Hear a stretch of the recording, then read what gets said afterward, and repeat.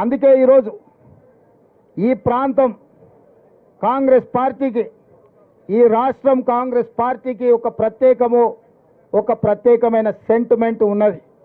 అందుకే జాతీయ స్థాయిలో కూడా రేపు ఏర్పడబోయే ఇండియా కూటమి ప్రభుత్వం, దానికి సంబంధించిన కాంగ్రెస్ పార్టీ ఎన్నికల మేనిఫెస్టో తెలంగాణ రాష్ట్రం నుంచే విడుదల చేయాలని మల్లికార్జున్ ఖర్గే గారు ఆదేశాలు ఇవ్వడంతో తెలంగాణలో ఉన్న లక్షలాది మంది కాంగ్రెస్ పార్టీ శ్రేణులు ఎంతో సంతోషంగా, రెట్టించిన ఉత్సాహంతో సెప్టెంబర్ 17, 2023 నాడు ఏ విధంగా అయితే లక్షలాదిగా తరలి వచ్చి సోనియా గాంధీ గారి, మల్లికార్జున్ ఖర్గే గారి నాయకత్వాన్ని బలపరిచినరో 6 తారీఖు నాడు సాయంత్రం 5 గంటలకు అదేవిధంగా తెలంగాణ నలుమూలల నుంచి లక్షలాదిగా ఈ సభకు హాజరయ్యి జాతీయ స్థాయిలోనే తెలంగాణ కాంగ్రెస్ యొక్క కంచుకోట, తెలంగాణ కాంగ్రెస్ పార్టీ సొంత కుటుంబము అని చెప్పి నిరూపించడానికి మా కార్యకర్తలంతా సంసిద్ధులై ఈ సన్నాహక ఏర్పాట్లను అన్నిటిని కూడా పర్యవేక్షిస్తున్నారు. జాతీయ స్థాయి నాయకత్వం ఇక్కడికి వస్తున్నది కాబట్టి నేనే స్వయంగా పిసిసి అధ్యక్షుడిగా ఈ పనులను పర్యవేక్షించడానికి మా స్థానిక కార్యకర్తలను అందరినీ కూడా ఈ కార్యక్రమంలో పనులలో వాళ్ళకు అప్పగించడానికి ఈరోజు ఈ పర్యవేక్షణ కార్యక్రమాన్ని మేము ఏర్పాటు చేసుకున్నాము.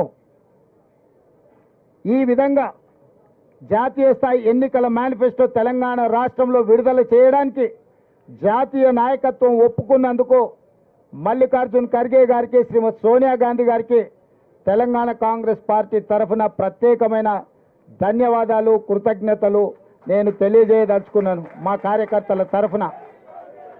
ఎందుకు అనంటే జాతీయ కార్యాచరణ ఇక్కడి నుంచే పిలుపునివ్వడము అనంటే అధిష్టానము మా కార్యకర్తల యొక్క కష్టాన్ని, మా కార్యకర్తల యొక్క పనితనాన్ని గుర్తించినట్టు. అందుకే వారికి ప్రత్యేకంగా అభినందనలు తెలియజేసుకుంటున్నాను. ఇది రాబోయే 6 తారీఖు నాడు 5 గంటలకు తెలంగాణ జనజాతరకు సంబంధించిన కార్యక్రమం. దీంట్లో లక్షలాదిగా ఆదిలాబాద్ నుంచి అలంపూర్ వరకు, ఖమ్మం నుంచి కొడంగల్ వరకు ప్రతి గ్రామం నుంచి కార్యకర్తలు, తెలంగాణ ప్రజలు, ముఖ్యంగా దళితులు, గిరిజనులు, మైనారిటీలు, వెనుకబడిన వర్గాలు ఈ కార్యక్రమంలో అత్యధికంగా పాల్గొనాలి. మహిళలకు ప్రత్యేకమైన ఆహ్వానం, ప్రత్యేకమైన సీట్లు కూడా ఏర్పాటు చేయడం జరుగుతుంది. ఎందుకంటే కాంగ్రెస్ అధికారంలో ఉన్నప్పుడల్లా మహిళలకు ప్రత్యేకమైన గుర్తింపునిచ్చి వాళ్ళను ఆర్థిక అభివృద్ధి పదం వైపు నడిపించింది కాంగ్రెస్ పార్టీ. కాబట్టి మా ఆడబిడ్డలు కూడా ప్రత్యేకంగా ఈ సమావేశానికి రావాలి, ప్రియాంక గాంధీ గారిని అభినందించాలి అని చెప్పి మా మహిళా నాయకురాళ్ళకు అందరికీ కూడా ప్రత్యేకంగా ఆహ్వానం పలుకుతున్నాం. మా నిర్వాహకులకు కూడా, స్థానిక నాయకత్వానికి, కేఎల్ఆర్ గారికి, రంగన్నకు, ఇక్కడ ఉండే ముఖ్యమైన నాయకులకు ముందు వరుసలో మహిళలకే పాసులు ఇచ్చి కొన్ని బ్యారికేడ్స్ వాళ్ళకే ప్రత్యేకంగా కేటాయించండి. ఎందుకంటే వాళ్ళ ఆశీర్వాదం ఉంటే ఎంత పెద్ద ఎన్నికైనా అవలీలగా గెలవచ్చు. మన గెలిపించి చూపించిండ్రు.